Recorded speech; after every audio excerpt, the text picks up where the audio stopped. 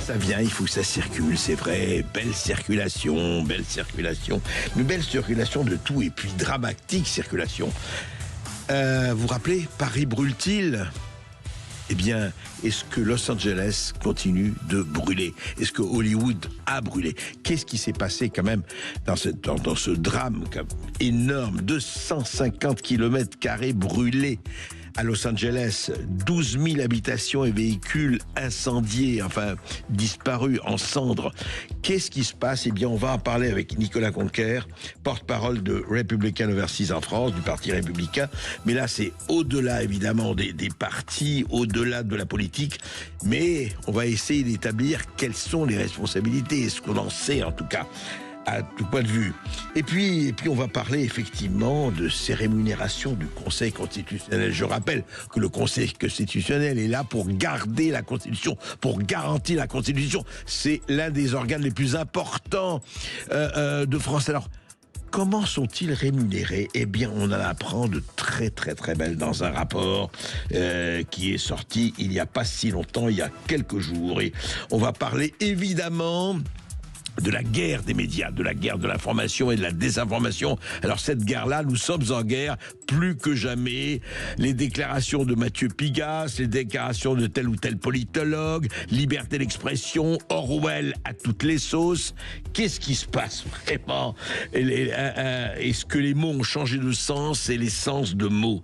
On va en parler. LFI qui prépare la présidentielle. Et en seconde partie d'émission, on va recevoir un grand reporter, Régis Le Sommier, qui est à la fois rédacteur en chef de Omerta, qui a été très longtemps un grand reporter et rédacteur en chef de Paris Match, et qui vient d'écrire un livre sur le diable. Sur le diable, ou du moins les représentations supposées du diable et de l'Occident. Quel rapport ? Eh bien, tous les rapports, et cela nous concerne aussi. À tout de suite. Sud Radio. Je n'aime pas la blanquette de veau. Je n'aime pas la blanquette de veau. Sud Radio Berkov dans tous ses états. Hollywood, Los Angeles, le La La Land, comme disait un film intitulé un film très célèbre, La La Land, patrie du cinéma, patrie du rêve, patrie de Pacific Palisades, patrie du Pacifique. Et là, le feu. Le feu, soudain, le feu. Non pas la prochaine fois le feu, comme disait Richard Baldwin, mais effectivement aujourd'hui. Qu'est-ce qui se passe vraiment ? On en parle tout de suite. Sud Radio Berkov dans tous ses états. Le fait du jour. Il suffira d'une étincelle. Où est un rien ? Où est un geste ? Il suffira d'une étincelle et d'un mot d'amour. Et pour allumer le feu, allumer le feu. Oui, allumer le feu, mais c'était pour la fête. C'était effectivement pour tout faire exploser de joie. C'était Johnny Hallyday. Là, c'est pas ça du tout. Là, c'est terrifiant. Encore une fois, je rappelle, 250 km² brûlés depuis le mardi 7 janvier. 12 000 habitations et véhicules brûlés. 24 morts. Qu'est-ce qui se passe ? Et on a vu, tout le monde a vu ces images absolument terrifiantes d'un endroit qui était la cité des anges, donc la cité du paradis, et qui devient cela. Alors il y a la polémique, évidemment, et la polémique est totale. Est-ce qu'on a employé tous les moyens ? Et qu'est-ce qui s'est passé exactement ? Nicolas Conquer, bonjour. Bonjour. Vous êtes le porte-parole de Republican Overseas en France. D'ailleurs, bientôt, vous allez aller pour l'inauguration, effectivement, de Donald Trump en tant que 47e président des États-Unis. Mais qu'est-ce qui s'est passé exactement ? Parce qu'on a parlé, je rappelle très rapidement, d'un côté que il y avait des réservoirs d'eau qui auraient dû exister, qui n'existent pas, que des budgets étaient amputés, le gouverneur de Californie, Gavin Newsom, est sur la sellette, ainsi que évidemment la maire de Los Angeles. Qu'est-ce qui s'est passé exactement à ce qu'on peut connaître aujourd'hui ? Alors surtout à l'heure actuelle, ce qui est important de vraiment prendre la vraie véritable proportion. Vous l'avez dit, c'est pas la fête, c'est un paysage de désolation. Des quartiers entiers sont en cendres. C'est l'ensemble des maisons. Il n'y en a pas une seule qui tient debout. Ouais. et ce à perte de vue, donc des gens qui toute une ambiance, toute une ville a été complètement soufflée par ces incendies qui ont été alimentés par des vents très violents à plus de 100 km/h qui ont balayé un petit peu toutes les hauteurs de Los Angeles. Donc c'est le quartier éminemment Est-ce que c'est connu. la première fois dans l'histoire, enfin, il y a eu des incendies bien sûr, mais à ce niveau, est-ce que c'est la première fois? Alors c'est sans discuter le plus grave incendie qu'a connu la Californie et notamment Los Angeles dans l'histoire. D'accord. Il y en a fréquemment, c'est une zone qui est à risque concernant les incendies, d'où une véritable nécessité de prévention et Bien de sûr. préparation par rapport à ça. Bien sûr. Le point particulier, c'est qu'on n'est pas dans une période d'incendie. Vous l'aurez remarqué, il fait froid ici, mais Oui. c'est le creux de l'hiver aussi aux États-Unis. Donc Ouais. c'est pas le moment auquel il y a la saison sèche et l'alerte maximale concernant les départs de feu. Ce qui suppose aussi que même si c'est un service public qui a cette nécessité de parer à toute éventualité, il y avait des appareils qui étaient en maintenance et tout ça. Donc ça dit l'état de sidération de ces gens qui ont absolument tout perdu, beaucoup de sans-abri qui devraient être relogés, et Bien aussi sûr. toute une zone qui va mettre des dizaines et des dizaines d'années à se D'années, reconstruire, parce oui. que derrière il y a toute une idéologie environnementaliste. En fait, qui- c'était la Malibu, Pacific Palisades, où étaient aussi, enfin je le dis, il n'y a pas que, bien sûr, les acteurs, les écrivains, enfin, c'était vraiment toute une espèce de population qui était très, je veux dire, sous les feux de la rampe, si je peux Alors oui, m'exprimer on a ainsi. les célébrités, les starlets hollywoodiennes, Ouais. les VIP, mais des gens plus de l'ordre normal aussi, Bien qui sûr, vivaient, des bien gens sûr. fortunés, qui ont beaucoup investi et qui mettent beaucoup dans leur maison. Il y a un fort attachement très culturel et qui là ont tout perdu. Et en fait, le prix des maisons, à peu près, juste pour savoir, dans ces quartiers-là, c'est quoi? C'est plusieurs millions de dollars. Ah oui, il n'y a rien en dessous du million de dollars. On est entre Ouais, ça. 3 et 5, et les plus D'accord. exceptionnels vont jusque dans les quinzaines de millions de dollars. Donc on n'est pas forcément dans le tout venant, mais c'est encore une fois à mettre en perspective avec ce qu'est devenu la Californie aujourd'hui. C'est-à-dire que on vous dit, et on pourrait revenir après sur la question de police, d'assurance, c'est-à-dire que c'était devenu de plus en plus cher, donc les gens n'étaient pas assurés. Les sommes ici nous paraissent déraisonnées. On parle de 7 500, 10 000 euros par an. Comme prime d'assurance. Oui, c'est ça. Enfin, juste, comme, pour l'instant, cotisation d'assurance. juste pour le facteur incendie. Juste pour incendie. Et du coup, c'est à mettre en perspective par rapport à l'ensemble des budgets, des trains de vie qu'on a aux États-Unis, notamment dans la zone de la santé. Juste une chose, Nicolas Conquer, est-ce que il a circulé la rumeur comme quoi il y avait eu un certain nombre d'assurances qui avaient été non pas recalées, mais comment on dit suspendues, annulées c'est de ça. manière unilatérale. Eh bien, Ouais. c'est un sujet très intéressant, ce sujet d'assurance-là, parce que ça répond à l'idéologie qu'il y a en Californie depuis qu'une loi a été mise en place en 1988 et Oui. qui définit que désormais les assureurs ne sont pas sur un marché libre. Lorsqu'il y a une augmentation de ces polices d'assurance, ils doivent obtenir une validation gouvernementale. Donc vous imaginez le système D'accord. administrativo-bureaucratique infernal, et qui font que ces polices d'assurance, beaucoup d'entre elles se sont retirées de Californie purement et simplement. C'est en Californie, c'est pas de manière Oui, générale. oui, je comprends, oui, et oui. qui font que, comme ils n'arrivent pas à absorber ces risques-là et comme ils ne s'y retrouvent pas, ils disent en fait, on va augmenter les polices ou on va tout simplement arrêter d'assurer. Ah oui. Et ce qui fait que désormais, aujourd'hui, les gens ont tout perdu parce qu'ils avaient une absurdité et une loi qui était. C'est-à-dire qu'ils n'avaient pas de police d'assurance, qu'ils n'étaient pas assurés. Qui ne pouvait pas être couvert, Ouais, tout qui simplement. peut pas être Donc, couvert, c'est ça. et je pense que Mais ça va- c'est un geste des compagnies d'assurance elles-mêmes qui ont dit ça nous coûte trop cher. Ah oui, absolument. au C'est-à-dire départ, c'est ça. que au vu des risques eux-mêmes et de quand même ils doivent couvrir, parce que il faut rappeler que le comté de Los Angeles, et là où ont lieu les incidents, c'est les incendies, c'est le comté le plus largement peuplé aux États-Unis. Il y a 10 millions de personnes. Il y a une très forte D'accord. urbanisation, parfois même sauvage, et qui montre aussi qu'il y avait une impréparation et des pouvoirs publics Oui. et des moyens et des infrastructures pour faire face à ce type de risque-là. Donc l'assureur, lui, fait un calcul un peu rationnel, un peu froid, Ouais, bien sûr. mais qui l'empêche en fait de se retrouver. Je préfère ne pas couvrir et puis voilà. Et, Tout à fait. Et alors justement, parlons de cette impréparation. Qu'est-ce qui s'est passé? Parce qu'on parle justement au niveau de l'eau, on parle au niveau, on dit la Californie. D'ailleurs, il y a eu une grande polémique entre Trump et Vance d'un côté, avec le gouverneur de Californie, puis beaucoup d'autres. Qu'est-ce qui s'est passé en fait? Qu'est-ce qui était de l'ordre de l'impréparation ou de la négligence? Alors, l'impréparation, d'abord, le risque de l'incendie, on l'a dit, il est présent et il a toujours été en Californie. Donc, c'est une formation, une prévention, une préparation de chaque instant et qui se fait sur le long terme. C'est pas quelque chose qu'on active du jour au lendemain. Bien sûr. Notamment, encore une fois, rappelons-le, par rapport à la proportion, la magnitude de ces incendies qui ont été alimentés par ces vents qui ont été foudroyants. D'ailleurs, je ne sais pas si vous avez déjà vu ça, mais on connaît les tornades. On appelle ça aussi une espèce de tornade de feu qu'on a vu et qui sont à la fois fascinantes, mais épouvantables aussi, et donc qui ont contribué à la propagation de ces feux de partout. Donc, qu'est-ce qu'il faut? C'est qu'il faut des infrastructures, il faut des réservoirs considérable et qui soit alimenté en eau d'une part, et derrière il faut tout un réseau de bornes d'incendie. Ça paraît élémentaire dit comme ça, mais ça ne l'est pas, surtout quand on est dans une idéologie environnementaliste qui aura pu freiner, et on va développer.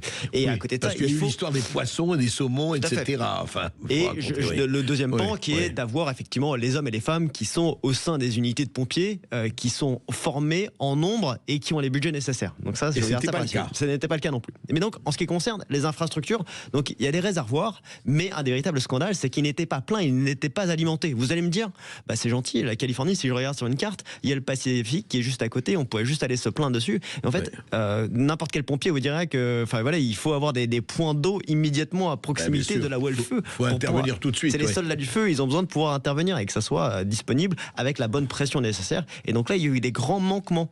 C'est-à-dire que même ces bornes d'incendie, elles étaient sèches et on voit la détresse des habitants et des pompiers qui disent ils portaient des sacs d'eau, on a vu ça. Donc voilà, là il y a effectivement ces images qui circulent, mais de manière plus systémique, on se dit mais comment ça se fait que là il y a un réservoir qui fait 400 000 mètres cubes qui n'était pas approvisionné et dont la responsable, encore là c'est un poste gouvernemental au sein de l'administration en Californie, qui est responsable des eaux, elle avait conscience de ces défaillances, donc de le fait que le réservoir n'était pas en mesure d'être exploité, et aussi ce réseau de citernes, quoi. Et donc c'est un véritable problème parce que il y a une défaillance totale, tant au niveau il était à sec pratiquement ce réservoir. Et encore une fois, on vous y reparlait tout à l'heure des salaires de gens en France, mais alors en l'occurrence cette personne-là, son salaire annuel c'est $750 000. Elle venait du privé. 70 000 $ par mois. Voilà, c'est ça. C'est absolument considérable pour une défaillance absolue et une mauvaise gestion des priorités. Donc là, il y a clairement des responsabilités qui sont criantes. Et derrière, comme on l'a dit, les infrastructures, elles se font sur le temps long. Ça, c'est vraiment sur l'aspect. Est-ce qu'on avait et d'ailleurs, vous l'avez dit sur l'histoire du poisson, c'est-à-dire que en Californie, il n'y a pas eu de pénurie d'eau dernièrement. Ils ont renvoyé un certain nombre de rivières ou de fleuves ou de canaux vers la mer. C'est ça. Donc on a déversé directement toute l'eau qui circule, qui ruisselle depuis le nord de la Californie et du Canada, directement dans le Pacifique pour la préservation d'une espèce animale. Donc c'est très bien pour cet animal-là, mais ça aurait été mieux aussi de garantir que ces maisons de Californie partent pas en fumée.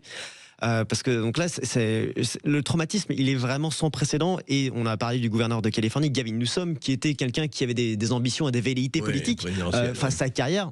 C'est triste de le dire, no pun intended, elle part en fumée littéralement, parce que là il est vraiment sur la sellette, il va de scandale en scandale. Il est interpellé par une dame qui a perdu sa maison et il feint d'être en coup de fil avec Joe Biden, et en fait il ne l'est pas. On a vu ça sur les réseaux. Il ment éhontément.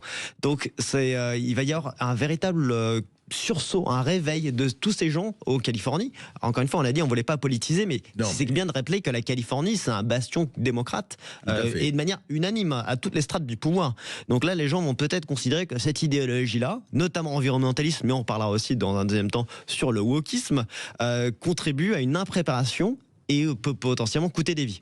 Donc là, on a parlé d'infrastructures. Vous m'avez dit également qu'il y avait les systèmes des pompiers qui sont à la fois des héros du quotidien qui viennent sauver des vies, mais sur lesquels on a voulu inverser les priorités. C'est-à-dire que plutôt que de prendre les gens les plus compétents, les plus formés, les plus à même à sauver des vies, on a voulu avoir plus de représentativité et de diversité. On va en parler tout de suite après cette petite pause, Nicolas Conquer, parce que voilà-t-il pas que le wokisme s'introduit dans la donne et a joué un rôle non négligeable dans ce qui s'est passé, hélas. À tout de suite. Sud Radio Berkov dans tous ses états, midi 14h. André Berkov. Los Angeles brûle. Pourquoi? Comment? On a commencé à en parler avec Nicolas Conquer, porte-parole de Republicans Overseas en France. Alors justement, il y a eu quand même quelque chose, parce qu'au fur et à mesure, on découvre par strates ce qui se passe. comment étaient recrutées, en tout cas récemment, les brigades de pompiers et surtout les responsables, effectivement, de la prévention, du combat contre les incendies? Alors c'est quelque chose qui est absolument pas récent, mais les équipes et la brigade de pompiers de Los Angeles, depuis de nombreuses années, ils cherchent à diversifier les ressources. Ils considèrent qu'il y avait trop d'hommes blancs au sein des pompiers. Ah, c'est ça la diversité. Alors, c'est absolument. diversifier les ressources, oui. Et qu'on le voit derrière les propos de l'assistante chef de la brigade qui dit voilà, il faut que la personne qui vient de vous sauver vous ressemble davantage, comme ça vous seriez plus à l'aise. Et elle dit, donc du coup, c'est ce qui va justifier d'avoir davantage de femmes, de personnes de couleur ou autres qui viendraient renforcer les rangs de la police. Et elle vous dit, bah voilà, même si je suis une femme et que je dois aller sauver un homme ou je dois aller sauver votre mari dans son incendie, si j'arrive pas à le porter, bah c'est un peu de sa faute parce qu'il est dans un incendie. Enfin, il n'aurait pas dû être là. Il n'aurait pas dû être là. Donc il y a une espèce de complètement une inversion un petit peu du sens et de la volonté, de la vocation de ce que c'est que d'être pompier et de vouloir vous dire que ça se joue uniquement sur cette identité.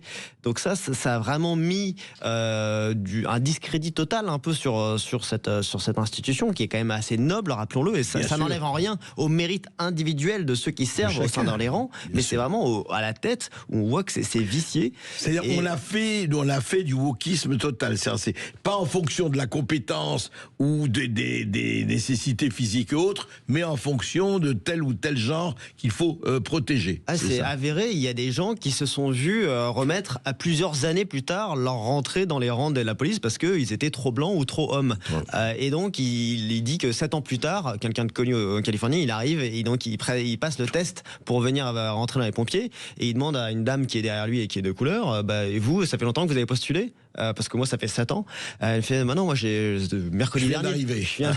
Donc c'est un peu cocasse et ça en traduit des problèmes beaucoup plus lourds, c'est-à-dire que malgré ça ils avaient un manque d'effectifs aussi en partie lié au fait qu'ils aient sanctionné et radié des pompiers qui ne voulaient pas se faire vacciner durant le Covid. Donc il y a 100 pompiers, plus de 100 pompiers qui ont été suspendus immédiatement, jamais réintégrés. Et qui montre que aujourd'hui il y avait une impréparation et parce que tout simplement ils ont voulu faire de l'idéologie woke la priorité alors que ce qui sauve les vies c'est d'avoir des personnels compétents, qualifiés en nombre avec les budgets qui suivent. Le deuxième pan c'est aussi la réduction des budgets de ce centre de police, de pompiers qui a été coupé de près de 20 millions de dollars cette année par rapport à l'exercice précédent. Et donc ça c'est la maire de Los Angeles dont on a peu parlé mais on en parlait, Kirsten Bass, qui a coupé ses budgets alors que on était vraiment dans une situation de tension, il y avait plus rien dans la caisse et voire même. Pourquoi elle a coupé? Au nom de quoi? Au nom de justice sociale parce que pour elle il fallait être davantage concerné sur des plans pour lutter contre la prolifération des sans-abri et accessoirement ce qui est cocasse c'est qu'il baisse le budget de fonctionnement des pompiers mais que paradoxalement elle a arrosé massivement les syndicats des pompiers dont les salaires ont augmenté, mais ça n'enlève en rien que si on coupe les budgets, on est moins opérationnel pour partir en mission et éteindre des feux quand ils se précipitent, à plus forte raison quand c'est des feux absolument historiques.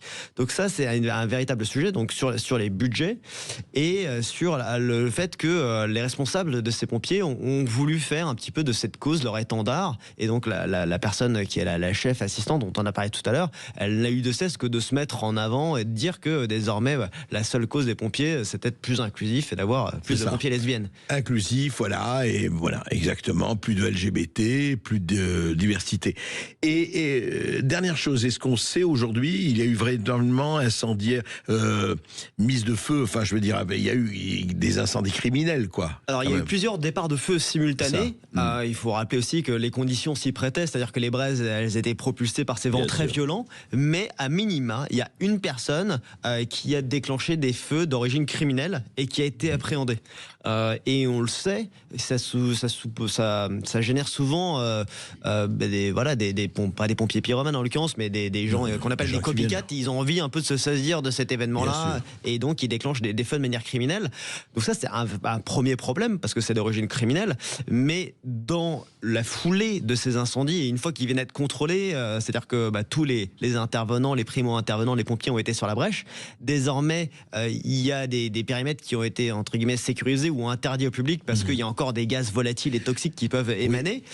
Désormais, ce qui arrive encore le pire, c'est les pillages. Les pillages, j'allais vous en parler, oui. Et donc ça prospère alors que les gens eux-mêmes, les résidents n'ont plus la possibilité de se rendre sur leur maison pour aller récupérer ce qu'il leur resterait un peu de biens personnels. Il y a des gens qui viennent s'aventurer après avoir fait des repérages pour aller piller et donc ça montre encore une fois ce que la société a de pire à offrir et ça montrera qu'il y aura une sanction exemplaire qui seront appliquées contre ces fauteurs. Écoutez, on peut l'espérer. En tout cas, c'est vrai qu'un drame pareil, qui est un drame quand même qui était assez terrible, qui peut arriver hélas dans n'importe où, mais montre très bien où en est une société, comment elle vit, quels sont les manques et ben écoutez, on espère quand même que un de ces jours, voilà, Hollywood redevienne Hollywood et Los Angeles surtout redevienne Los Angeles. Merci Nicolas Conquer. Sud Radio André Berkoff. Berkoff dans tous ses états, ça balance pas mal sur Sud Radio.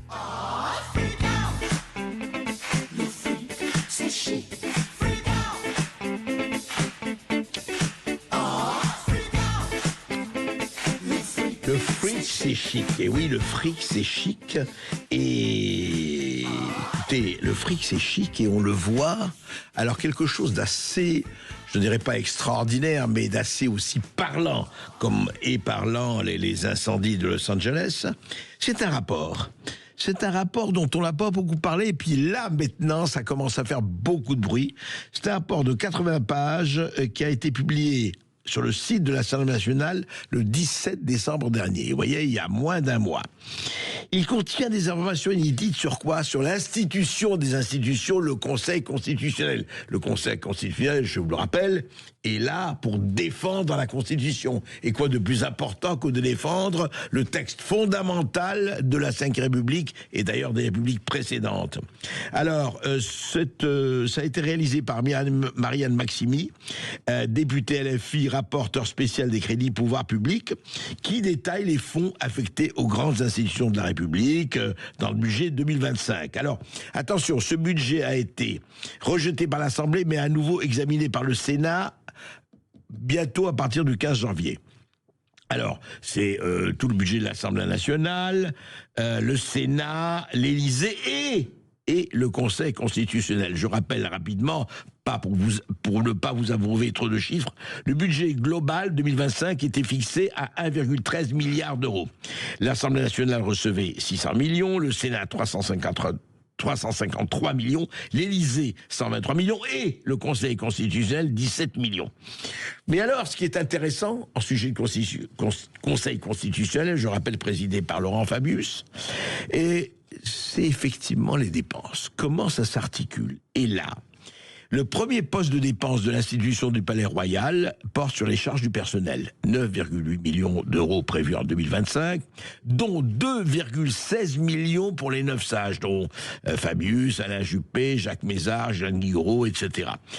Et rémunération assez opaque, dit Marianne Maximi. Pourquoi ? Elle souligne que les sages perçoivent dans la pratique environ 15 000 euros bruts par mois. Très bien. Ce qui ne respecte pas les règles de rémunération fixées par le législateur organique. C'est-à-dire que, en fait, ce revenu n'aurait aucune base légale. Et parce que il y a une différence de près de 1 500 euros par personne, par sage, que prévoit l'ordonnance organique, ce qui prévoit est la réalité rémunération. Alors pourquoi ? C'est très intéressant, et ça vous intéresse, hein, Conseil constitutionnel. Par une lettre de mars 2001, vous voyez, il y a déjà 24 ans presque, le secrétaire d'État au budget, à l'époque Florence Parly, eh bien le Conseil a pu augmenter la rémunération des sages afin de compenser la fin d'un étonnant avantage fiscal dont ils bénéficiaient. Un jour, il faudra consacrer 10 émissions aux avantages fiscaux dont un certain nombre de princes qui nous gouvernent bénéficient. C'est-à-dire qu'une partie de leur indemnité était exonérée d'impôts.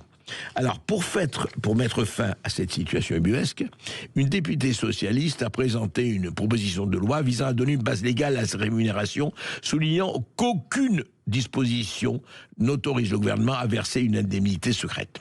Et bon, Ça s'est arrêté là.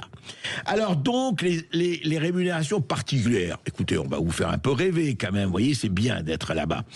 Alors, vous savez que tous les anciens présidents de la République ont droit à être membres de droit du Conseil constitutionnel. Ils ont le droit de siéger tout à fait légitimement. Nicolas Sarkozy, François Hollande avaient décidé de ne pas siéger. En revanche, Valéry Giscard d'Estaing, il y a siégé en tant que membre de droit et il a perçu, tenez-vous bien, 179 991 € bruts en 2019 pour seulement 5 présences en réunion. C'est-à-dire l'équivalent de près de 36 000 € par réunion. Hein, c'est pas mal, voilà. Et en 2020, l'ancien président a perçu la somme astronomique de 165 992 €, donc 166 000 pour une seule présence à réunion, puisque c'est à vie que les présidents peuvent rester là. Alors, rémunération vraiment intéressante, voilà. Donc, en plus, les sages, ils sont très sages. D'ailleurs, je comprends, quelle sagesse magnifique. C'est vraiment une sagesse. On aimerait tous avoir cette sagesse. Ils continuent, en plus de leurs indemnités, 15 000 € bruts, le montant de leur retraite est sans aucun plafond, contrairement au président des autorités administratives indépendantes. Donc voilà, ils échappent aux obligations déontologiques, des déclarations de patrimoine et intérêts, auxquelles sont tenus tous les hauts magistrats judiciaires administratifs. Eux, pas question de déclaration de patrimoine, pas question de conflit d'intérêts. Voilà, ça s'appelle les rémunérations, avantages et autres des 9 membres du Conseil constitutionnel, dont je rappelle que c'est l'institution qui doit être la garde-fou contre toute dérive, qui doit prémunir contre toute dérive. Voilà. Eh bien, voyez, ce sont des chiffres intéressants, et vraiment, c'est vrai, le fric, c'est chic. Pas la blanquette de veau. Je n'aime pas la blanquette de veau. Sud Radio Berkov dans tous ses états. Et vous aimez la liberté d'expression? Ben bien sûr que vous l'aimez, sinon vous ne seriez pas là en train de nous écouter et nous on ne serait pas là en train de parler. Alors hier, vous vous rappelez dans l'émission, on vous a longuement parlé de ce qui se passe, la levée de bouclier contre X. Attention, Hitler est actuellement à Austin, Texas, il dirige X et il se prépare à occuper l'Europe. L'Europe est menacée et là nous avons tous les gens moulins avant, tous les résistants pour cent qui sont là, qui se lèvent, etc. Et notamment, et puis les patrons de presse, c'est très bien, et un patron de presse a été très franc. Mathieu Bigas a donné une interview à Libération, et il a dit, texto, « Je veux mettre les médias que je contrôle dans le combat contre la droite radicale. » Vous avez bien écouté, vous avez bien entendu. Je veux mettre les médias que je contrôle dans le combat contre la droite radicale. Et il dit, je mets mes intérêts financiers au service de mes idées. Mais alors, attendez, je comprends pas très bien. Quand c'est Elon Musk à supposer qu'il fasse ça, alors que Elon Musk n'a jamais dit, lui, le combat contre la droite ou la gauche radicale. Il a ouvert, effectivement, X. Mais disons, et qu'il a mis ses intérêts financiers au service de ses idées, certes. Mais alors, dites-moi, quand c'est un millionnaire qui dit ça et qui dit, voilà, moi c'est ce que je fais, eh bien, Mathieu Bigas, no comment. Quand c'est Elon Musk, ce salaud, quand c'est Bolloré, oui, c'est la bollorisation des idées. Alors, on ne comprend pas, moi, je sais pas, moi je me pose des questions, c'est très bien. Tel ou tel milliardaire qui a acheté tel journal, tel ou tel oligarque qui a acheté un journal, veut mettre, et effectivement, c'est son droit, le journal en conformité avec ses idées. Bien. Eh bien, alors, attendez, soyons clairs. Pourquoi il y a des bons milliardaires et des mauvais milliardaires? Il y a des bons oligarques et des mauvais oligarques? Oui, parce que ça dépend quel parti vous prenez. Quand c'est le camp du bien, eh bien, par exemple, Mathieu Bigas, il est entre autres propriétaire des Inrecuptibles, de Radio Lova, il est actionnaire du groupe Le Presse Le Monde, le Huffington Post, du Rough Trade. Il est associé, évidemment, il a une faible participation, mais dans le service public, là, avec Media One qui produit C'est à vous, C'est dans l'air, C'est l'hebdo, dont on connaît l'extraordinaire diversité, où il y a vraiment la gauche, la droite, le centre, ne rigolez pas tous à la fois. Non. Donc, qu'est-ce qui se passe Pourquoi, encore une fois, ces 2 poids, 2 mesures? C'est ça, moi, qui me ravit, qui m'étonne et qui, je dois dire, me fait doucement ricaner. Alors voilà, donc Pigasse, au moins, il a eu la franchise de lâcher le morceau en disant oui, moi je suis ceci, je me bats pour mes idées, et les journalistes et les médias que je contrôle, eh ben ils ont intérêt à le faire aussi. Bolloré, il n'a peut-être pas dit ça comme ça, mais c'est la même chose. Mais tous les autres, c'est aussi la même chose. Alors pourquoi effectivement un Musk ou un Trump ou autre dit c'est atroce, c'est de l'ingérence, il faut absolument interdire X. Vous vous rappelez, on a parlé des Marine Tondelier, les Sandrine Rousseau et toutes les autres qui hurlent à la mort. Et alors là, et c'est pas ça. Et regardez par exemple, c'est très intéressant, une politologue, Asma Mala, était sur le plateau de C'est Politique, encore une fois C'est Politique sur F5, sur France 5 toujours, et regardez ce qu'elle dit, c'est vraiment intéressant, à propos justement de la vérité, de la liberté d'expression. Écoutez. C'est le narratif qui est injecté depuis quelques semaines et qui est en train de s'amplifier par la bouche et par ces vecteurs en fait idéologiques que sont devenus ces réseaux sociaux, qui sont d'abord des caisses de résonance idéologique, quoi qu'on en dise. Et pour prendre un peu de champ, donc et pour rebondir sur tout ce qui a été dit sur cette fameuse question de la liberté d'expression, je vais juste poser 3 points sur la table qui me semblent importants. La première chose, c'est que ce mot, ce concept a été totalement arsenalisé, c'est-à-dire qu'il est devenu une arme de guerre idéologique aujourd'hui. Et pour dire quoi? Pour faire une inversion des définitions. C'est assez dingue ce qui est en train de se jouer. C'est-à-dire, la modération, aujourd'hui, est égale à la censure. La liberté d'expression suppose la liberté d'insulter, de diffamer, de dénigrer, de harceler. On a quelque chose qui est très orwellien. Dans 1984 de Orwell, il y avait cette phrase: la guerre, c'est la paix. La liberté, c'est l'esclavage. Et on est exactement, en fait, là-dedans. Et la fin, c'était l'ignorance, c'est la force. Et ça pourrait être la devise de Magas. Hein. C'est la devise aujourd'hui du mouvement ultra-conservateur, national, populiste américain, à la tête duquel on a ce binôme aujourd'hui. Alors voilà, alors ça c'est un exemple parfait, vraiment, retenez, enregistrez-le, de l'inversion accusatoire totale, où cette personne n'a jamais lu Orwell, où elle fait à dessein, elle inverse tous les mots. C'est extraordinaire. Et elle dit, quand Orwell parle de la guerre, c'est la paix du ministère de la vérité, c'est parce que c'est le ministère de la vérité. Les X, les autres n'incitent personne, c'est pas obligatoire, c'est pas Big Brother is watching you, ce n'est pas obligatoire. Vous voulez pas regarder X, vous le boycottez, vous faites ce que vous voulez. Ce n'est pas le ministère de la vérité, c'est exactement le contraire. Et elle arrive, regardez, par cette espèce d'inversion et des espèces de syllogisme total et de prémices devenues folles, non pas la personne, hein, je dirais, c'est la liberté d'expression. Attention, ça devient la censure. Hein. C'est extraordinaire. C'est-à-dire que la liberté d'expression, oui, c'est uniquement la liberté d'insulter, la liberté de ceci, la liberté de cela. C'est-à-dire que est en train de se mettre de façon, je dois dire, assez, je dirais pitoyable, un discours qui consiste à dire, attendez, c'est pas bien la liberté d'expression. Non. Il faut, où sont les modérateurs? Mais qui modère les modérateurs? Par qui sont payés les soi-disant modérateurs? Qui les finance? Alors ça, on n'en parle pas. Non. Ah, il faut modérer. Ah, mais qui modère? Qui dit que ça c'est bien, ça c'est pas bien? Qui donne les frontières?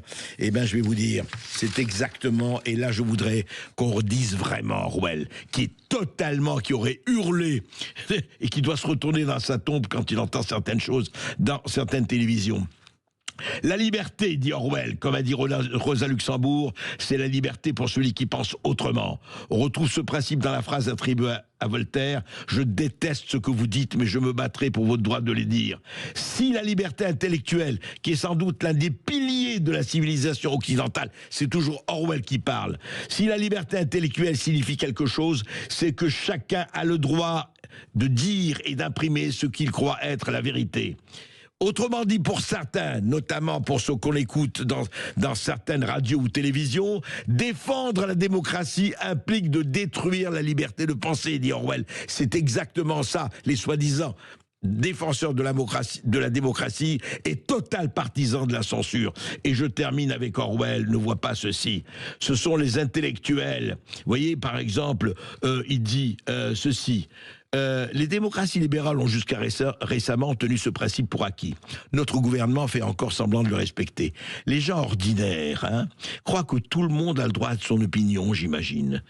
Mais ce sont les gens ordinaires, la décence commune, les gens de la décence commune. Mais ce sont les intellectuels, ceux qui devraient être les gardiens de la liberté, qui commencent à la mépriser, aussi bien en théorie qu'en pratique. Ces personnes ne voient pas que si vous encouragez des méthodes totalitaires, le moment pourrait venir où elles seront utilisées contre vous plutôt que pour vous. Et Orwell finit ceci: si la liberté a un sens quelconque, c'est le droit de dire aux gens ce qu'ils ne veulent pas entendre. Voilà. Arrêtez de penser que les gens sont des gueux qui n'ont le droit d'écouter que ce que vous leur dites, ce que vous leur énoncez, vous, le camp du bien, et écoutez Orwell et relisez Orwell. Ça vaut vraiment le coup. Sud Radio Berkov dans tous ses états. On est con. Qu'on ait 20 ans, qu'on soit grand-père. Quand on est con, on est con. Et oui, la SNCF, la Société Nationale des Chemins de Fer Français. Eh bien, écoutez, c'est très simple. Heureusement que nous avons la Cour de justice de l'Union européenne.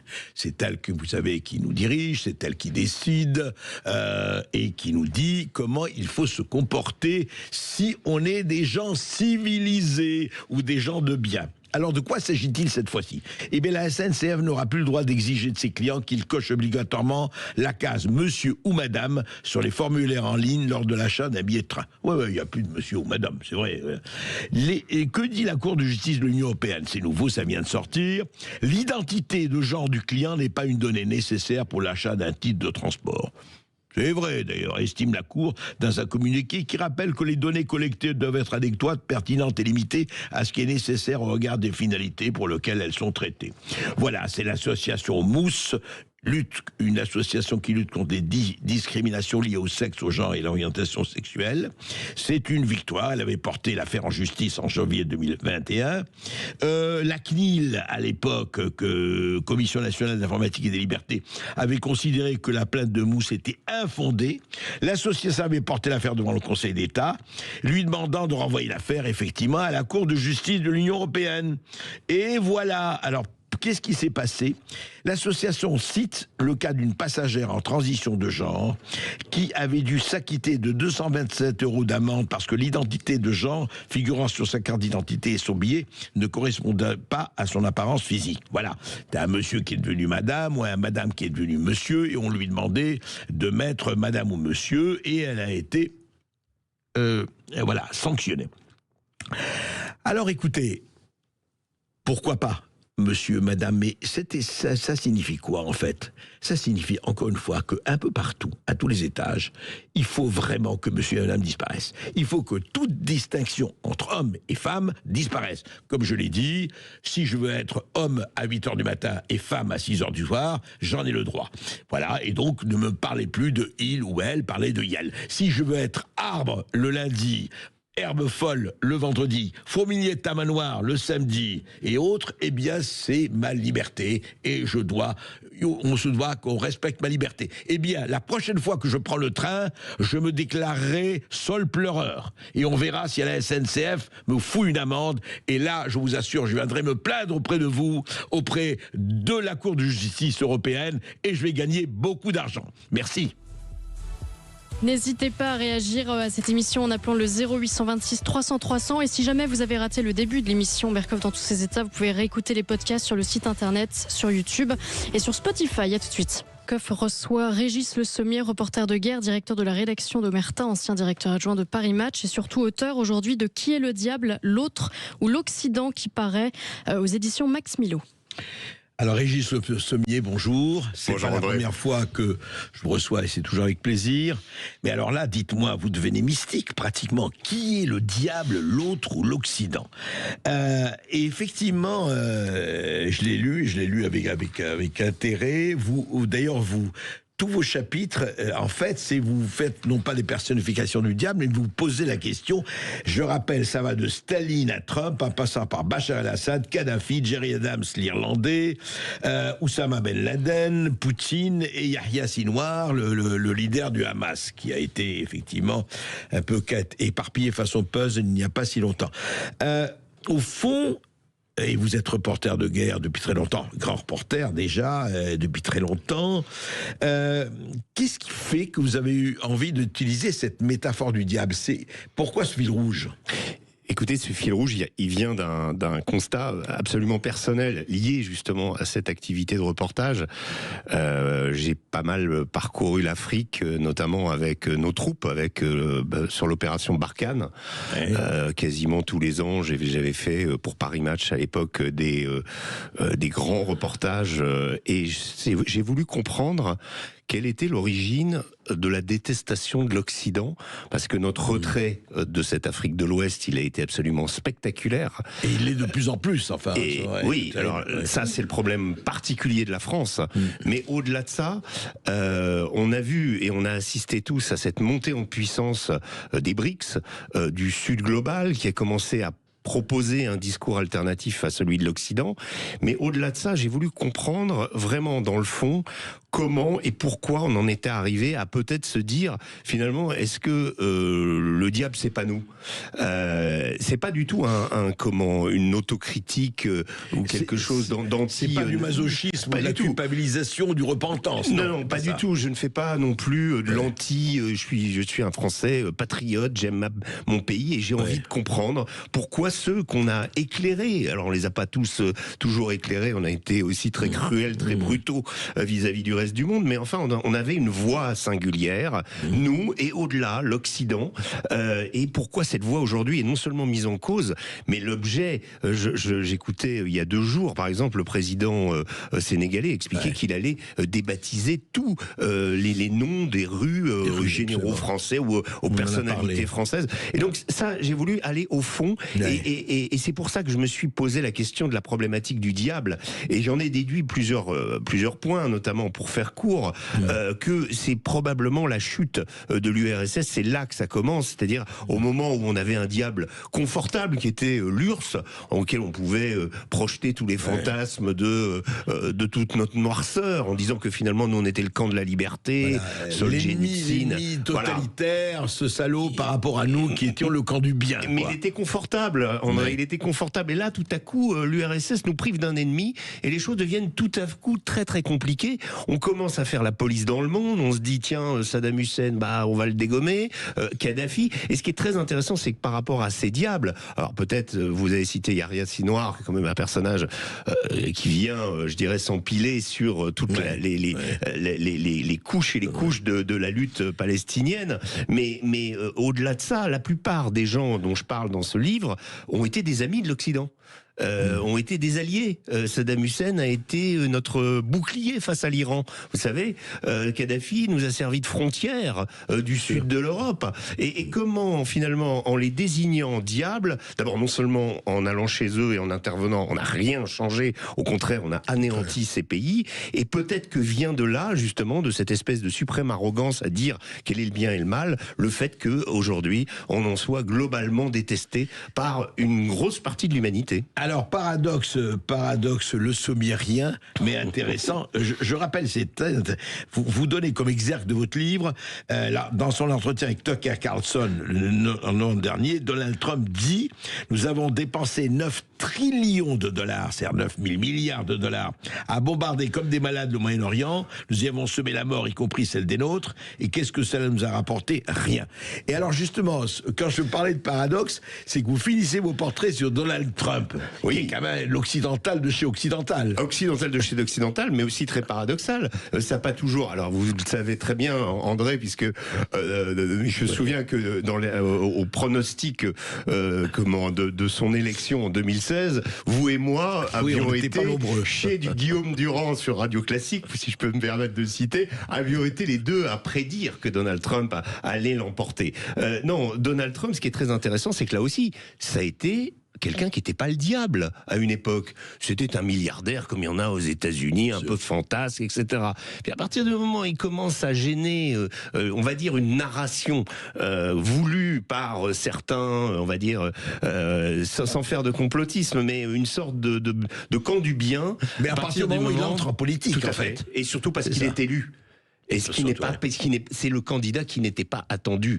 Et c'est là où tout le système va lui faire la guerre pendant 4 ans. Et là, il a compris. Quand il prononce cette phrase, il se place dans une recomposition du monde. C'est là que c'est intéressant. On est dans un monde multipolaire et Trump dit si l'Occident et les États-Unis, et puis tant pis si vous, l'Occident, les Européens, voulez pas venir avec nous, mais nous, on va défendre nos intérêts et on va pas abandonner la partie. On va la jouer. On va peut-être étoffer notre précaré. Alors le Canada et le Groenland sont inquiets, Panama. Et le canal n'a qu'à bien se tenir. Mais c'est le tempo de l'époque. Et nous, là-dedans, finalement, on peut peut-être suivre. En tout cas, Donald Trump a fait un constat absolument dramatique, enfin un constat, je dirais, au scalpel, sur l'importance et ce que ça a pu, les dégâts qu'ont pu causer justement cet interventionnisme forcené au nom de prétextes souvent d'ailleurs liés à la liberté, la démocratie, puis on s'aperçoit qu'au final c'est pas du tout ça. Donc on est dans une recomposition. Voilà. Et Régis Le Sommier, justement, vous parlez de tout ça au long de votre livre, mais est-ce que cet interventionnisme, bien sûr qu'il y a un interventionnisme français, mais enfin il a surtout été américain depuis, comme vous le dites, depuis une 50aine d'années, est-ce que c'est toujours au nom du bien, au nom de... parce que c'est surtout les néoconservateurs, toute la doctrine, effectivement, de Zbigniew-Brzezinski, enfin, de toute cette époque-là, que vous connaissez très bien, vous avez été très longtemps correspondant aux États-Unis de match. Mais est-ce qu'on est encore aujourd'hui, où justement... Pour rester juste un peu sur Trump signale la rupture avec ce courant qui a duré 50 ans, en disant oui, nous sommes les gendarmes du monde et nous allons continuer à l'être.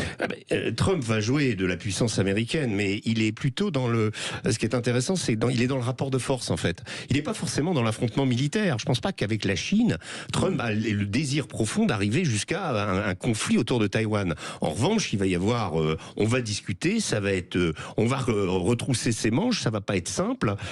Alors, il s'est posé en faiseur de paix, ce qui est quand même un paradoxe, c'est-à-dire que Trump, le milliardaire républicain, fantasque, tout ce qu'on veut, toutes les adjectifs peu aimables qu'on a pu, va peut-être être celui qui ramène la paix, parce que la paix est devenue même un élément contesté, c'est-à-dire si vous demandez la paix, notamment en Ukraine ou entre la Russie et l'Ukraine, vous êtes classé dans le clan de Poutine. Donc ça c'est une chose qui est quand même assez aberrante au niveau de l'inversion des valeurs à laquelle on a assisté. Mais je crois que Trump, aujourd'hui, pose les choses, pose le rapport de force, et que, oui, il s'est rendu compte d'un certain nombre de choses. Je pense que les choses vont être différentes. On arrive à la fin d'une époque. Alors, la vraie question, vous connaissez comme moi ce vieil adage d'Antonio Gramsci, qui dit le vieux monde se meurt, le nouveau monde n'est pas encore né. Et entre les deux, c'est la crise. Dans le clair-obscur surgissent des monstres. J'ai encore du mal à déterminer si Donald Trump fait partie de ces monstres ou s'il fait partie du nouveau monde. Mais en tout cas, il est clair qu'on est dans une époque transitoire extrêmement intéressante pour quand on est journaliste, mais en tout cas sur laquelle ce manichéisme peut-être va arrêter. On va commencer à regarder peut-être l'autre avec ses avantages, ses inconvénients, et se dire de toute façon, il existe. On ne va pas pacifier le monde avec notre idéologie social-démocrate, c'est fini. En tout cas, c'est ce qui se dessine, et on le voit effectivement dans à partir du 20 janvier, on verra, qui vivra verra et qui votera verra. Régis Le Sommier, justement, vous prenez un certain nombre de gens, c'est très intéressant de voir au fond.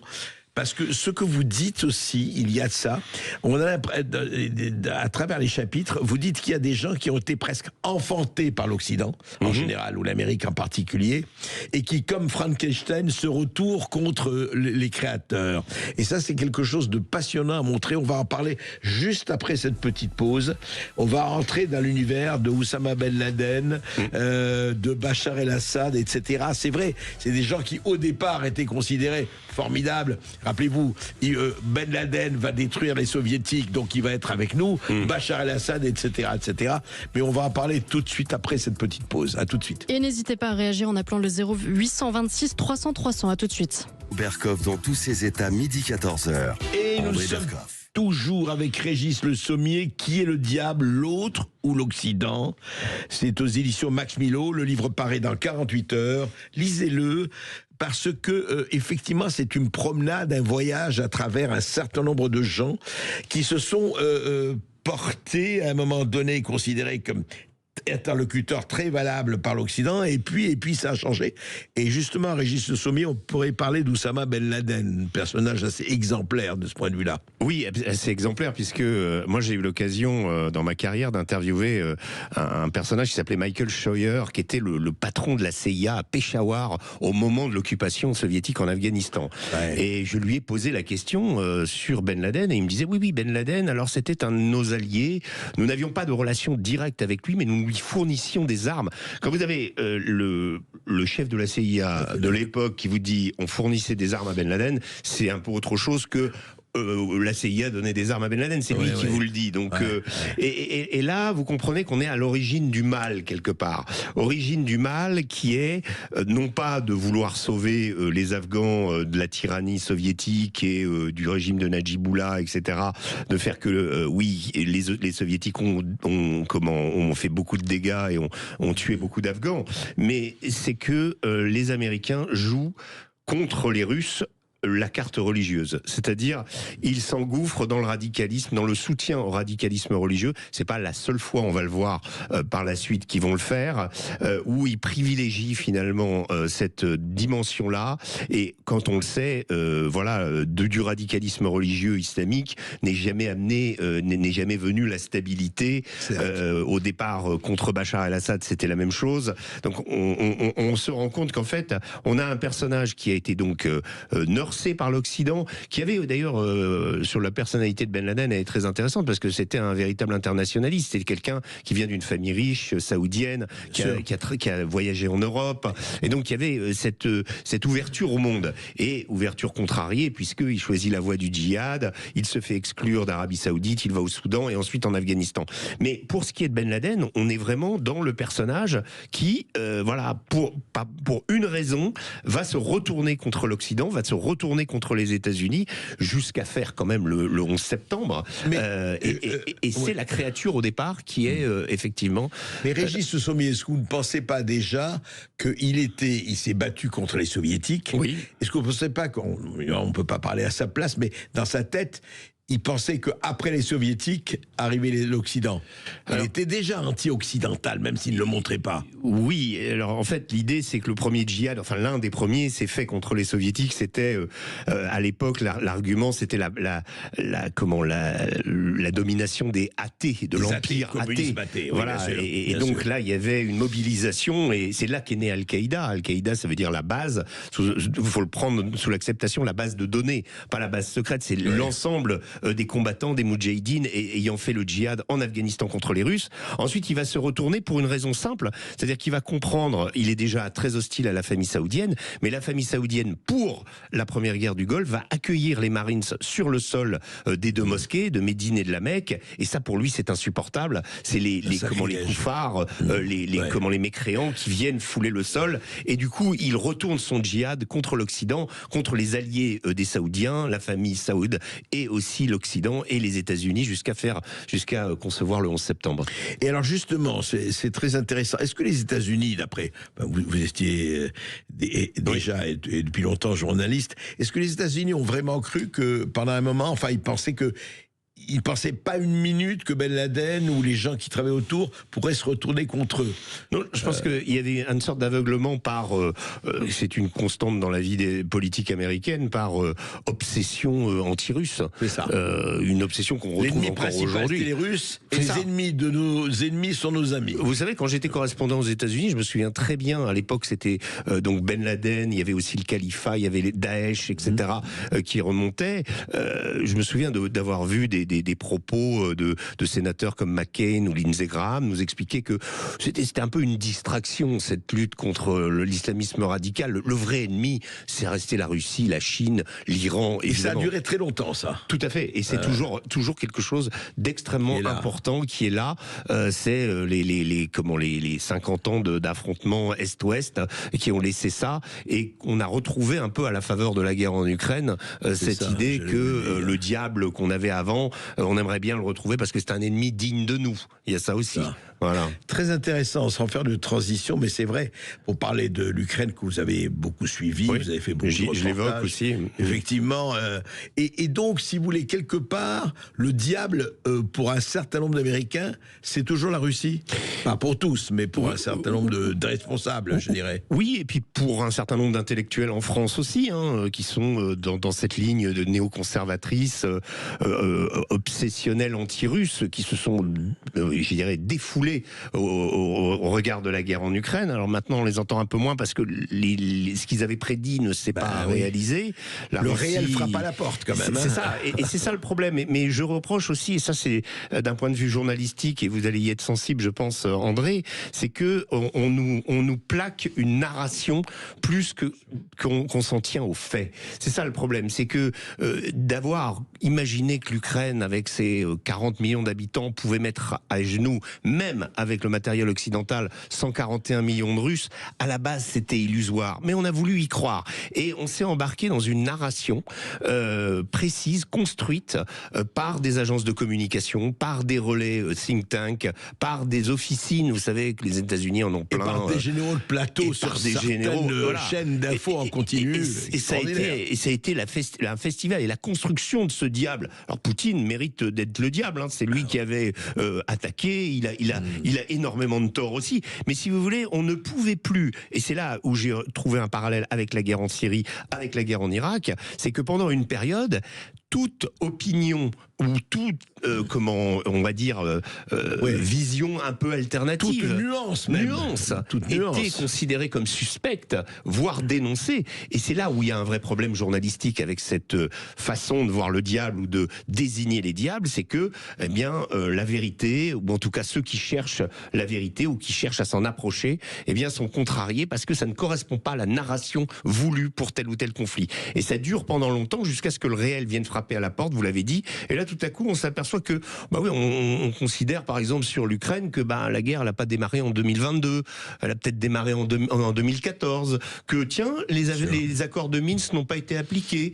c'est pas Poutine qui a fait sauter Nord Stream. Enfin, voilà, tout ce qu'on entendait au début de la guerre devient contesté et devient, je dirais, une évidence. Alors que, vous le disiez à l'époque, vous le savez très bien, ce n'était pas acceptable, ce n'était pas entendable, et vous étiez dénoncé. C'est ça qui est pire. Et c'est fou, parce que cette espèce d'entêtement dans leur narratif qu'on entend encore aujourd'hui, si vous voulez. Encore une fois, on ne nommera personne, mais vous aurez certaines télévisions et certaines chaînes, vous écoutez. Ça continue. Ah, ça continue. C'est comme il se passait rien, ils vivent dans le métaverse. Ah, mais totalement. Moi, j'ai ma réalité à moi, le reste, j'en ai rien à faire. Non, mais totalement. Voilà. Et ensuite, il y a toujours cette difficulté, alors qui n'existe pas chez les Américains, je trouve, et c'est pour ça que je sais que vous appréciez l'Amérique. Il y a dans le journalisme américain une sorte de repentance quand on s'est trompé. Ça n'existe pas en France. Oui, mais voilà, on reconnaît. Jamais. Reconnaissez que vous vous êtes trompé, tout le monde se trompe. Bien sûr, mais là, le New York Times l'a fait, le Washington Post l'a fait sur plein de faits liés à la guerre en Ukraine, justement. En France, je ne verrai jamais ça dans le monde, mea culpa, ça n'existe pas. Ils ont raison par définition. Aujourd'hui, ils sont un petit peu seuls. On sent quand même, il y a une certaine fébrilité. D'autres médias se sont construits. Les gens, à force d'entendre des âneries, ont voulu aller écouter ailleurs. Et voilà, c'est une époque aussi qui est en train de changer. C'est vrai, on va en parler aussi juste après cette petite pause. On est toujours avec Régis Le Sommier et c'est très intéressant parce que le diable se cache aussi dans des détails. Ne l'oubliez jamais. Sud Radio Berkov dans tous ses états, midi 14h. André Berkov. Qui est le diable, l'autre ou l'Occident? Régis Le Sommier aux éditions Max Milo. Voyage très intéressant, voyage d'ailleurs très animé à travers un certain nombre de personnalités et surtout ce qu'ils ont représenté, parce que ce qui est intéressant dans le livre de Régis Le Sommier, c'est qu'on voit aussi les différentes visions successives d'ailleurs au fil de l'histoire. Comment on considère Staline, qui était, je le rappelle quand même, dans les années 50, c'était le grand homme, c'était le petit père des peuples, y compris en Occident, en tout cas chez les communistes et ailleurs, et des bons. Alors, justement, remontons un peu à Staline, qui est votre premier chapitre, Régis Le Sommier. Staline, c'est vrai, parce que jusqu'à présent, d'ailleurs, dans la discussion, il dit oui, d'accord, Staline, mais si les Ruskov n'étaient pas là, vous seriez tous en Germanie, ce qui n'est pas totalement faux, d'ailleurs. Comme dirait Michel Sardou. Comme disait Michel Sardou, voilà, en adaptant. Oui, tout à fait. Non, ce qui m'a intéressé, alors pourquoi je suis parti de Staline, parce qu'évidemment, derrière Staline, il y a Hitler. Donc ça me permet de traiter deux diables dans le même chapitre. Et ce qui est très intéressant dans Staline, et l'exemple est assez parlant, parce que on part avec Korba, de son nom de guerre, quand il est en lutte pour le parti bolchevique dans sa Géorgie natale. Il commet des crimes, il commet des braquages pour financer la lutte, la révolution. C'est un voyou. Mais au départ, c'est vraiment le communiste avec le couteau entre les dents. Et quand il arrive au pouvoir, il est traité aussi comme un danger. C'est le diable. Et on va s'allier avec lui pour conjurer un diable qu'on juge plus dangereux, évidemment, qui est Hitler. Et en fait, ce qui est intéressant avec Staline, c'est que à partir du moment où Hitler est éliminé, où la menace de l'Allemagne nazie est terminée, 1945. Alors, vous l'avez souligné, à part dans certains, mais ça faisait beaucoup de monde qui admirait Staline dans le Parti communiste. Rien qu'en France, il faisait 25 à 30% le Parti communiste français aux élections. Absolument. Mais Staline redevient, dans le cadre de la guerre froide, un diable. Donc en fait, il est diable au départ. Il ne l'est plus pendant la période de la Seconde Guerre mondiale. Les Américains le regardent en disant, voilà, on l'aura sans doute sur notre route très rapidement. Certains, comme MacArthur, pensent que d'ailleurs le général Patton pense que les soviétiques sont presque plus dangereux que les nazis. Voilà. Et donc on sait qu'un jour il y aura affrontement. Mais donc il va y avoir une utilisation, parce que c'est toujours la question du rapport entre l'Occident et le reste du monde, une utilisation de Staline à des fins pratiques, simplement pour nous débarrasser d'Hitler. Donc voilà. Donc c'est mon premier, et j'ai glissé aussi le personnage de Jerry Adams aussi pour dire l'Irlandais, l'Irlandais, l'IRA, les attentats, le groupe terroriste, les campagnes d'attentats de l'IRA des années 70-80 contre la couronne britannique, l'assassinat de Lord Mountbatten, bref, tout ce qui fait des républicains irlandais un groupe démoniaque qui a utilisé tous les possibilités qu'ils avaient du terrorisme de l'époque, avec Carlos, torture, tout. Exactement, et qui aujourd'hui, dont un des représentants vient et siège aujourd'hui comme Premier ministre d'Irlande du Nord. Voilà, on peut être diable et ne plus l'être en fonction des circonstances. Donc il y a toujours un rapport. Mais ce qui est surtout très intéressant, je trouve, moi, c'est la manière. C'est ça que j'ai ausculté. Vous avez évoqué Trump tout à l'heure. Mais comment quelqu'un de jugé acceptable, normal, va tout à coup passer dans l'autre camp. Bachar el-Assad est un exemple incroyable, avec les espoirs que Chirac avait fondés sur sa présidence, et comment, à la faveur d'Hariri, l'assassinat d'Hariri, il redevient dans le camp du mal. Le Premier ministre libanais de l'époque. Bien sûr, il est ressuscité, ressorti par Nicolas Sarkozy dans le cadre de l'Union de la Méditerranée. Donc il y a toujours, avec ces notions, on joue sur ces notions en fonction de nos intérêts, on désigne les diables, mais le problème c'est qu'in fine, on ne solutionne rien. Quand on voit ce que nous prépare le nouveau gouvernement en Syrie, on sait que ce sont des djihadistes, on sait qu'encore une fois, on cède on les présente à la pression comme, d'ailleurs, radicale. C'est intéressant, des djihadistes modérés. Oui, un peu comme les talibans. Alors les talibans, c'est encore plus dingue. On passe il y a 20 ans, on va les déboulonner parce qu'ils hébergent Oussama Ben Laden, et 20 ans plus tard, on leur redonne les clés. Absolument. Voilà. D'une manière d'ailleurs assez honteuse. Mais alors, justement, je voudrais qu'on en parle. Je rappelle 0826 300 300 pour tous ceux qui veulent intervenir. Vous êtes évidemment les bienvenus. Mais quand même, est-ce qu'au fond, ce que vous dites, parce que en lisant votre livre, on se dit, est-ce que c'est quand même quelque part, je schématise bien sûr, est-ce que c'est l'Occident qui tire les ficelles? Je m'explique, même contre lui, parce que la corde se casse quelquefois. Est-ce que c'est comment on décide? On dit tiens, celui-là il est avec nous, puis ah non ça va pas, il est contre nous, puis il redevient avec nous, puis il est contre nous. C'est en fonction en fait des intérêts. Une nation, vous savez, on l'a dit, n'a pas des amis, n'a que des intérêts. Ou c'est en fonction de quoi, cette espèce de retour, d'aller-retour de flamme? Et je dirais que ce serait excusable si c'était strictement en fonction de défendre nos intérêts. Pour les Américains, ça ne pose pas de problème. Mais il y a quand même le vernis autour de tout ça. Quand les Américains interviennent en Irak, qui est une des grosses fractures quand même des 20 dernières années en politique internationale, il y a cette idée il y a plusieurs convergences d'intérêts, les néoconservateurs avec leurs théories, la prédominance américaine dans le monde, les intérêts économiques, le fait que il y a une conjonction d'intérêts qui fait que pendant le gouvernement Bush, on intervient en Irak. Mais l'Irak va provoquer finalement une sorte de tectonique des plaques déjà, puisque il y a une chose qui se passe avec l'Irak qui est très intéressante par rapport à la promesse de 1991, c'est-à-dire, vous vous souvenez, là, à l'époque où les gens écrivaient des livres sur la fin de l'histoire. Oui, Francis Fukuyama, etc. Et on disait le modèle libéral occidental triomphe. Il ne reste plus finalement que des pays qu'on appelait émergents. Ça voulait dire qu'ils étaient amenés à devenir comme nous. Et puis il y avait le fond de la cuve, c'est-à-dire le tiers-monde, qui était là, qui servait de main-d'œuvre. Bref, dans notre vision, on avait gagné et l'Union soviétique avait perdu. Mais avec l'Irak, l'Amérique commence à se comporter comme un État voyou.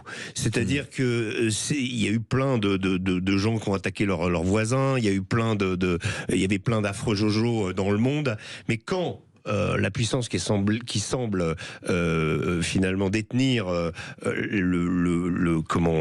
la superpuissance, d'être la superpuissance, il y a un magistère moral qui se crée, et à partir du moment où l'Amérique le brise, eh bien les autres se disent l'Iran, la Turquie, pourquoi est-ce que nous on obéirait à des règles, puisque regardez, les Américains font une guerre illégale, une guerre basée sur des mensonges, et tout ça crée ce qu'appelle le diplomate Rassam Salamé, diplomate libanais Rassam Salamé, qui dit c'est la dérégulation de la force. En fait. Et ça va changer beaucoup de choses. Mais non, dérégulation de la force. À partir du moment. Non, mais la dérégulation, la force a existé. Le monde de l'après-guerre avait ses règles. L'ONU, n'était De Gaulle l'appelait le machin, mais si vous voulez, il y avait quand même les puissances occidentales derrière.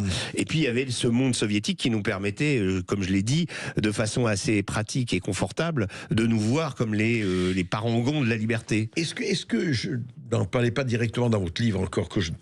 Est-ce que quand même parmi les points de rupture, ça n'a pas été l'OTAN qui bombarde la Yougoslavie en 99? Totalement. Sans l'avis de l'ONU, je crois que ça a été un point de rupture, ça aussi. Il y a ce point de rupture-là, il y a des moments où on se comporte, en inventant des choses, en inventant des massacres qui... on se rappelle la fiole de Colin Powell à l'ONU. C'est l'exemple le plus parachevé. Et je crois que cette guerre en Irak, elle est encore plus incroyable, parce qu'on a été loin jusqu'à imaginer un lien entre Saddam Hussein et Al-Qaïda via Abu Musab al-Zarqawi. On a sorti un djihadiste obscur qui vivait au Kurdistan avec ses 500 types, et on en a fait le héros de l'insurrection. Et d'ailleurs, il a été très efficace, puisqu'il a posé beaucoup de problèmes aux Américains, et il en a tué pas mal par la suite. Et de son mouvement est né Daesh. Donc, à chaque fois, c'est des expérimentations comme ça, mais ça participe toujours du même principe, c'est-à-dire que ça vient de chez nous, et ça dit, lui il est bon, lui il est pas bon. Aussi, il y a une chose qui est très intéressante d'un point de vue, il y a aussi le vocabulaire de tout ça. Quand vous êtes, par exemple, prenez le Venezuela, Chavez a toujours posé des problèmes aux États-Unis, à l'Occident, Maduro à la suite, mais au départ, Chavez est considéré, et il fait partie c'est le président du Venezuela. Et puis tout à coup, du jour au lendemain, le gouvernement vénézuélien, on l'appelle régime. Quand il y a des manifestations, on dit ce sont des combattants de la liberté. Par contre, s'il y a des manifestations pour le dictateur, c'est une foule haineuse. Donc en fait, le vocabulaire évolue, le glissement se fait, ses partisans sont appelés des miliciens, par exemple. Il y a tout un vocabulaire qui se met en place. Et le terme sémantique. Et le terme régime, quand on commence à vous appeler votre gouvernement régime, en général, c'est pas bon. Et alors justement, par rapport à ça, je voudrais revenir, on en a parlé un peu, et par rapport à tout ce que vous décrivez, que ce soit encore une fois Bachar el-Assad, que ce soit Saddam Hussein, que ce soit le Hamas et son chef, et puis les autres, au fond, on a l'impression que, de ce point de vue-là, moi, je voudrais qu'on parle un peu, non seulement des journalistes, d'un certain nombre de journalistes, il y en a qui font très très bien leur métier, et heureusement, un certain nombre d'intellectuels qui font leur métier, mais d'autres, je voudrais revenir à ce narratif, parce que on parlait du narratif au départ, et ce narratif, et qu'est-ce qui fait que, on l'a vu pour le Covid, on l'a vu pour le réchauffement climatique, on l'a vu, mais parlons des guerres et parlons de, que ce soit le Proche-Orient ou que ce soit l'Ukraine, la Russie-Ukraine. Vous avez des gens, et non des moindres, en tout cas, qui sont dans les médias dits mainstream, etc., et ailleurs, et qui restent mais vraiment mordicus dans leur couloir idéologique et qui n'en démordent jamais. Sauf que beaucoup de gens les écoutent et ça fait un problème quand même. Oui, on est arrivé, je crois, sur si on prend simplement le cas de l'Ukraine, avec faut la nommer, la chaîne LCI, à une fantasmagorie absolue. Vous avez d'ailleurs le problème qui est posé aussi, c'est un problème entre deux types de journalisme, dont l'un a pris l'ascendant sur l'autre, qui est le journalisme de plateau. Alors vous appelez les généraux de plateau aussi. Mais comme on a eu les médecins de plateau, etc. Tout à fait. Et ça, si vous avez parlé du Covid, ce qui est très intéressant, c'est qu'il y a eu le Covid, il y a eu l'Ukraine, et vous avez les mêmes experts qui tout à coup, du jour au lendemain, deviennent experts de... Il y a un tremblement de terre quelque part, ça y est, c'est des sismologues. Donc là, il y a une sorte de dévoiement de l'expertise, mais surtout, moi, je dirais qu'il y a un recul du travail de terrain. C'est-à-dire que beaucoup de choses qui se passent pendant la guerre en Ukraine sur les fronts sont absolument visibles quand on va sur place, des deux côtés, du côté ukrainien comme du côté russe. Si on passe 15 jours sur une ligne de front... Comme vous l'avez fait. Oui, on comprend. Enfin, moi j'étais au début avec l'Ukraine, d'ailleurs, je suis allé côté ukrainien pour le Figaro Magazine. Donc c'était l'époque euphorique où le monde entier, où les jeunes volontaires, dont des Français, venaient aider l'armée ukrainienne. Il y avait des humanitaires, on aidait l'Ukraine. Il y avait un petit côté brigade internationale en Espagne. C'était voilà, donc j'ai vécu cette période-là en Ukraine, et puis je suis allé sur le front côté russe. Quand vous passez 15 jours avec des soldats, avec les mêmes soldats, que vous allez au front avec eux, vous allez sur les lignes, etc. Vous avez un autre point de vue, quoi. Vous comprenez leur morale. Ouais. Vous comprenez que je pense par exemple à un argument tarte à la crème qu'on entend, que j'ai encore entendu ce matin sur France Info, c'est comment dans la bouche de Bruno Tertrais, oui, la Russie perd énormément d'hommes. Bon, moi j'ai passé 15 jours, je parle juste de mon dernier reportage, à Koursk, donc là où l'Ukraine a conquis des territoires à la Russie, où la bataille est terrible.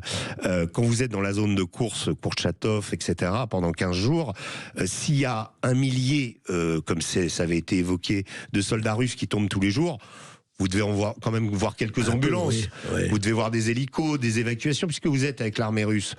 Moi, je n'ai pas vu tout ça. Donc, il y a des morts, oui, tous les jours, peut-être des dizaines et des centaines de morts. Mais il n'y a pas 1 millier de soldats russes qui meurent tous les jours. Donc, tout ça, c'est des chiffres balancés. Donc, en allant côté ukrainien, on peut se rendre compte aussi de beaucoup de choses. Malheureusement, ces informations-là ne sont jamais retenues. Elles sont jamais retenues parce que autour de la table, dans des plateaux comme LCI, vous avez 4 experts qui n'ont jamais, pour certains, j'ai vu ça l'autre jour, jamais mis les pieds en Ukraine, au bout de 3 ans, et qui continuent à commenter sur ce conflit. Et qui parlent du matin au soir là-dessus. C'est là où il y a un vrai problème. Moi je crois qu'il est... c'est ce déni de réalité, cette fiction, c'est même plus une narration, c'est une fiction qu'on porte, et on continue à espérer, on continue à dire, ah oui, les Russes avancent, mais au prix de pertes terribles. Bah oui, mais en fait, même si c'était au prix de pertes terribles, la réalité c'est qu'ils avancent. Et d'avoir dit pendant 2 ans qu'ils allaient s'écrouler, qu'ils mettaient des puces de machines à laver dans leur tank, etc. Mais finalement, ça n'a pas servi parce que ça a induit dans le public l'idée que les Russes allaient perdre, et là, on s'aperçoit qu'ils perdent pas. Oui. Voilà. Et au contraire, du coup, le public se méfie exactement. Et les chiffres, je crois, d'audience de LCI sont catastrophiques à cause de ça. Voilà. Bien sûr. Mais alors justement, élargissons. Vous êtes journaliste, vous avez été toute votre vie journaliste. Enfin, jusqu'ici, vous continuerez. Et comme moi, d'ailleurs, c'est sacerdoce. Mais qu'est-ce qui fait que, je ne sais pas si c'était, on va pas dire c'était mieux avant ou pas, qu'est-ce qui fait quand même que le journaliste d'investigation, le journaliste sur le terrain, est-ce que c'est des raisons économiques, éthiques ou autres, a quand même perdu pas mal de terrain au profit effectivement de la parlotte. Et je ne dis pas que la parlotte n'existe pas, il y a des analystes remarquables, des journalistes remarquables, mais je reviens au journaliste de terrain, qui est quand même la plume dans la plaie, comme disait Albert Londres, et je n'évoquerai pas les Joseph Kessel et autres. Voilà. Qu'est-ce qui fait que ça, je dirais pas disparu, heureusement, mais enfin ça a beaucoup diminué, parce à votre avis? Alors il y a deux choses. Il y a le contexte économique qui fait que envoyer un reporter, ça coûte de l'argent, donc c'est plus facile de faire un tweet, c'est plus facile de rester et de faire une analyse à froid ou de relayer une information ou d'essayer de rebâtonner des dépêches. Ça c'est un premier point. Il y a le contexte économique. L'autre, c'est que le journalisme de terrain, par rapport à une narration imposée, est dangereux. Parce que le type qui va et qui dit, moi je me souviens, je vais le citer, comment Jacques-Marie Bourget, grand reporter à Paris Match, qui pendant la première guerre du Golfe, alors que les États-Unis nous disaient Saddam Hussein affame sa population, disait non, je suis allé sur le marché à Bagdad, je suis à Bagdad, non, les marchés sont pleins. Voilà, c'est un empêcheur de tourner en rond. Et il y a eu des cas, et je pense en particulier au Vietnam, où le journaliste et le photographe se sont rentrés de plein fouet contre la communication de l'armée américaine qui expliquait qu'on allait gagner la guerre. Et puis quand les Américains chez eux regardaient CBS le soir et voyaient l'état de leurs soldats et les massacres qui pouvaient être faits quand vous aviez un type comme Simon Hirsch qui révélait le massacre de My Lai, où on se dit mais attendez, il y a eu Oradour-sur-Glane, c'était les nazis, mais là on fait la même chose avec et c'est nos boys qui font ça. Donc là il y a eu une sorte de prise de conscience et le journalisme est devenu dangereux. Donc il y a ça aussi. Il vaut mieux donner ça à des agences de communication internationales pilotées par, vous savez, vous connaissez bien l'Amérique, vous avez tous ces think tanks, le Hudson Institute, le National Endowment for Democracy. Qui fabriquent le narratif. Voilà, c'est toujours avec des noms vertueux qui montent la liberté, mais en fait, les fonds sont d'origine assez obscure. Souvent, il y a le gouvernement américain là-dedans, et même les sénateurs et les congressmen américains ne sont pas au courant de ça. La politique, souvent américaine, la politique des révolutions colorées, par exemple. Mais les révolutions colorées, c'est quand même incroyable. Alors, il y a quelques types qui sont conscients. Moi, j'ai revu une vidéo il y a pas longtemps qui est incroyable. Vous avez Maïdan, vous avez la foule, et vous avez John McCain en train de filmer le résultat d'un coup d'État. Quand même, un sénateur américain qui vient se réjouir avec Victoria Nuland d'un coup d'État dans un pays. Un coup d'État complet. C'est incroyable. Où est la démocratie là-dedans? Voilà. On va continuer de parler de tout cela. C'est vraiment intéressant et ça vous concerne tous et ça nous concerne tous après cette petite pause.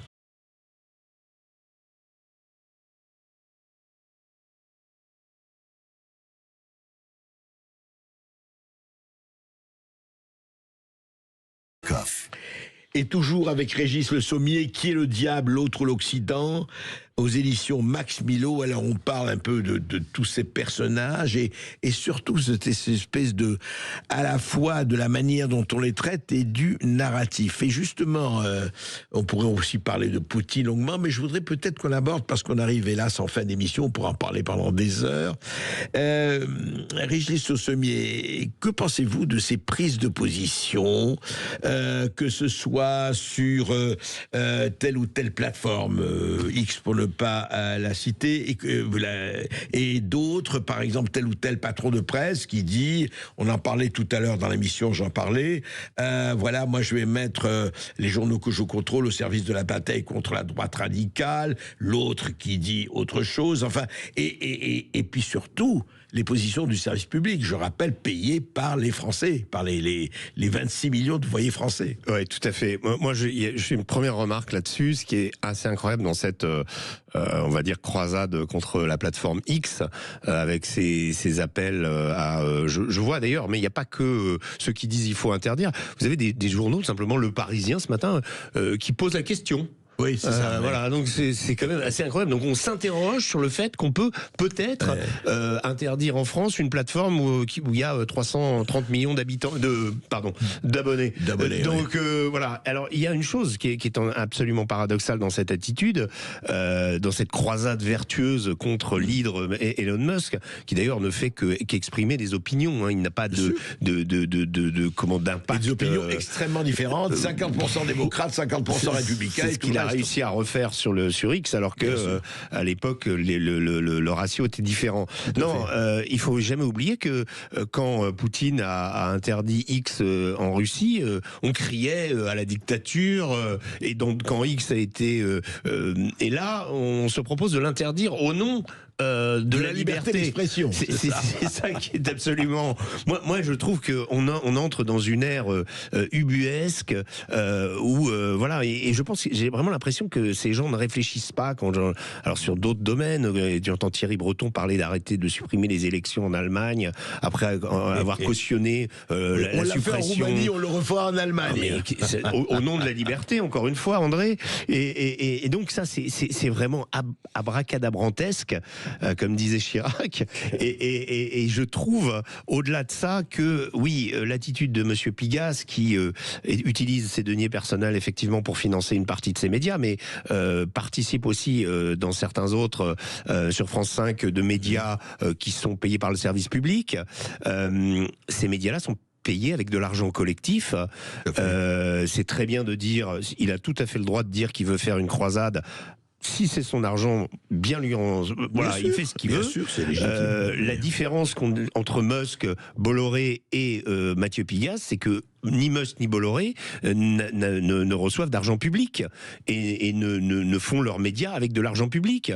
Au nom de quoi devrait-on... Ni Sud Radio, ni Omerta, ni d'autres. Mais exactement, voilà. Personne ne reçoit cet argent-là, en tout cas pas l'argent des impôts des Français. Et avec l'argent des impôts des Français, mais on vient de leur dire, ah ben non, on va faire une croisade contre la droite radicale, parce qu'il faut vous en prémunir. Hein. Toujours avec cette attitude que on sait mieux que vous, on va vous protéger. C'est bon pour vous. Ouais. En plus, ces gens n'ont pas compris qu'ils avaient changé d'époque, que les gens sont conscients aujourd'hui. Il n'y a pas l'ignorance a reculé. En tout cas, et cette sensibilité médiatique, elle existe, et beaucoup de gens ont un avis là-dessus. Ils sont peut-être pas d'accord avec Elon Musk, peut-être pas d'accord avec Vincent Bolloré, mais en tout cas, ils ont envie que la liberté demeure. Et je crois que c'est une valeur très importante pour beaucoup de Français de beaucoup de bords différents. Tout à fait, Régis Sommier, pour rejoindre le titre de votre livre, L'enfer est pavé de bonnes intentions.